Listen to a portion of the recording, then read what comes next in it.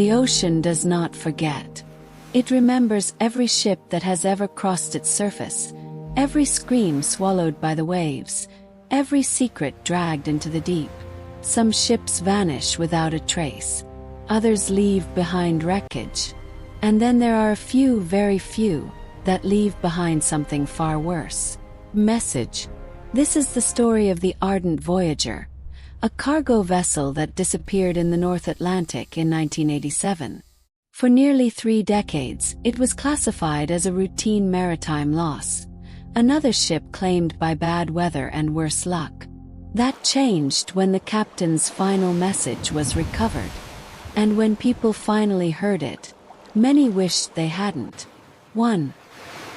The ship that should have arrived. The Ardent Voyager left Rotterdam on October 14, 1987. It was not an old ship. Built just 8 years earlier, it was considered modern, reliable, and well-equipped for long transatlantic journeys. The vessel was carrying industrial machinery, steel components, and sealed containers bound for Halifax, Canada. On board were 28 crew members. The captain was Jonathan Hale, a veteran sailor with over 30 years of experience.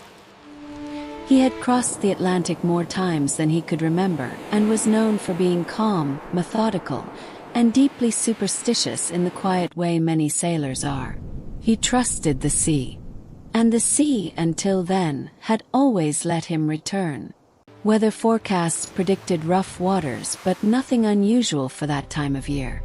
The North Atlantic was unpredictable, yes, but not hostile. At least not officially. The Ardent Voyager was expected to arrive in Halifax on October 23rd. Never did. 2. The first sign something was wrong. For the first 5 days, everything went according to schedule. Routine check-ins were made every 6 hours. The crew reported high waves, heavy winds, but stable conditions. Engines were functioning normally. Cargo was secure. Then, on October 19th, something changed. At 2:14 Universal Time Coordinated, the ship transmitted an unscheduled message to Maritime Control. The signal was brief. "We're observing unusual readings on the radar. Possibly interference. We'll update." Radar interference in the open ocean was uncommon, but not alarming. Solar activity, storms, even faulty equipment could cause such issues. Still, Captain Hale requested permission to slightly adjust course. Permission was granted. That was the last normal communication the Ardent Voyager ever sent. Breathe the silence. After October 19th, the ship went silent. No check-ins, no distress call, no emergency beacon. It was as if the Ardent Voyager had been erased from the ocean. Search operations began within 48 hours. Aircraft scanned thousands of square miles. Ships combed the waters for debris, oil slicks, anything. They found nothing. No lifeboats, no wreckage, no bodies. Maritime authorities eventually concluded that the ship had likely encountered a sudden storm or rogue wave and sunk rapidly, leaving no time for a distress signal. The case was closed. The families were given compensation. The crew was declared lost at sea. And the Ardent Voyager became just another name on a long list of missing ships. Until 2016. For the discovery on the ocean floor. In the summer of 2016, an independent deep-sea exploration company was testing new sonar equipment in the North Atlantic. At a depth of nearly 3,800 meters, they detected a large metallic structure. The shape was unmistakable. Ship. What puzzled the team was not the wreck itself, but its condition. The Ardent Voyager was largely intact. No massive hull breach. No sign of an explosion. No evidence of violent impact. It looked placed, as if it had been carefully lowered to the ocean floor. Even more disturbing was the position of the ship. It was upright, Ships that sink violently tend to break apart or land at unnatural angles. But this vessel stood straight, almost respectfully, like a monument.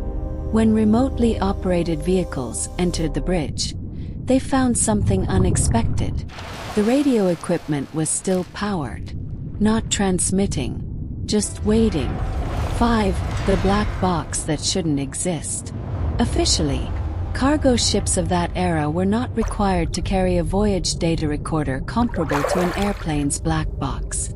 But Captain Hale had installed a private audio logging system on the bridge, a habit from his early days after surviving a near-fatal incident years before. The device had its own power source, and against all odds it still functioned. When technicians extracted the data, they found over 9 hours of recorded audio from the ship's final day. Most of it was routine. Step, radio chatter, the hum of engines, the sound of wind slamming against steel. Then, at 21:47 Universal Time Coordinated, the tone changed. This was the moment everything began to fall apart. 6. The captain's voice. Captain Hale's voice was calm at first. Log entry. October 19th. We are experiencing anomalies. There was a pause. Paper rustled. Radar shows a large object off our port side. Size does not match any known vessel. No transponder signal. Another pause, longer this time. Visual confirmation impossible. There is fog. Thick fog. It wasn't forecast. You can hear someone in the background ask a question. Their voice is low, tense. Hale responds, "No, I don't like it either." The sound of footsteps grows faster. Metal creaks, then something else. A noise that experts later struggled to describe. It wasn't mechanical. It wasn't wind. It wasn't water. Sounded like something massive moving slowly, just out of reach. 7. It's beneath us. At 22:03 Universal Time Coordinated, Hale speaks again. His voice is different now. Lower. Tighter. The object is no longer on radar. A crew member asks where it went. Hale answers quietly. It's beneath us. Silence follows. Then chaos. Voices overlap. Someone swears. Another crew member says the depth readings are wrong. The ocean beneath the ship appears to be far deeper than charts indicate. As if the seafloor has dropped away, or as if something vast has opened below them. The last message. At 22:17 Universal Time Coordinated, Captain Hale activates the emergency recording channel. This was never transmitted live. It was saved. His breathing is audible. If anyone finds this, listen carefully. There is a sound in the background now. Rhythmic, distant, almost like a pulse. We are not accelerating sinking. faster than We expected. are being taken.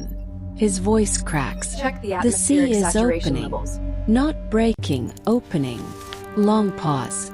Then the words that made hardened investigators fall silent when they first heard them. It knows we're here. The recording ends abruptly. No crash. No explosion. No final scream. Just silence. 9. Why the audio was sealed. When the contents of the recording were reviewed, maritime authorities classified it immediately. Not for supernatural reasons, but because no natural explanation fit the data. Depth readings contradicted known geography. Radar data showed impossible movement patterns. And the psychological profiles of the crew showed no signs of mass hysteria before the event. The official explanation remains unchanged. Catastrophic environmental failure. But the audio was never meant to be released. Someone leaked it. And once people heard the captain's last message, fear spread far beyond maritime circles. Because the ocean covers over 70% of our planet, and we have explored less than 5% of it, was Captain Hale's But the date was wrong. October 20th, 1987. The ship had officially vanished on the 19th. The entry read, "The ocean is not empty. Has corridors. We entered one." There were no further explanations. Just a symbol drawn beneath the words. A shape resembling a circle, broken by a vertical line. No one could identify it. 13. The sound beneath the sound. Audio experts were brought in to analyze the final recording again, this time with advanced software unavailable in the 1980s. When they isolated background frequencies, they discovered something chilling. Beneath the human voices, beneath the mechanical hum, there was another sound. Low frequency, repeating, structured. It wasn't random noise. It was a pattern. The sound repeated every 13 seconds, growing slightly louder each time, until the recording ended. One analyst described it with a single sentence. "It sounds like something learning how to speak." 14. Similar messages from other ships. Once the Ardent Voyager audio was partially leaked, researchers began comparing it to other maritime disappearances. They found 3. The Silver Crown, 1972. South Atlantic. The Cormoran II, 1991. Indian Ocean. The Belisarius, 2003. Pacific Basin. All 3 ships vanished without debris. All were found years later, upright, intact, and empty. And all had final recordings that were never released publicly. Each captain said something eerily similar in their final moments. "We are not sinking. The sea is opening. It knows." Different oceans. Same words. 15. The restricted zone. After the discovery of the pattern, something else became clear. All 4 wrecks were located near deep-sea trench intersections, places where tectonic plates meet and the ocean floor drops suddenly. These areas were later marked as restricted navigation zones. Not publicly, quietly. Modern ships passing near these coordinates have reported sudden compass failure, radar showing impossible objects, temporary loss of depth readings. Most incidents are classified as equipment malfunction, but sailors talk, and some refuse to cross those waters at night. 16. The diver who heard it. In 2019, a man named Elliot Graves participated in a manned submersible dive near the Ardent Voyager site. Unlike the ROV teams, he was there, at depth. He later gave a sworn statement before disappearing from public life. According to Graves, as the submersible hovered above the wreck, the ocean around them began to change. Not visually, audibly. He described hearing a low vibration, not through his ears, but through his chest. Then the sub's external microphones picked it up. A deep rhythmic pulse, exactly 13 seconds apart. Graves claimed the pilot tried to ascend, but the depth gauge froze. Then, through the static, a sound came through the speakers. Not words, but something close. As if a voice was forming. The dive was aborted moments later when all systems rebooted simultaneously. Graves resigned 2 weeks after. He has never spoken publicly again. 17. Why sailors still leave offerings.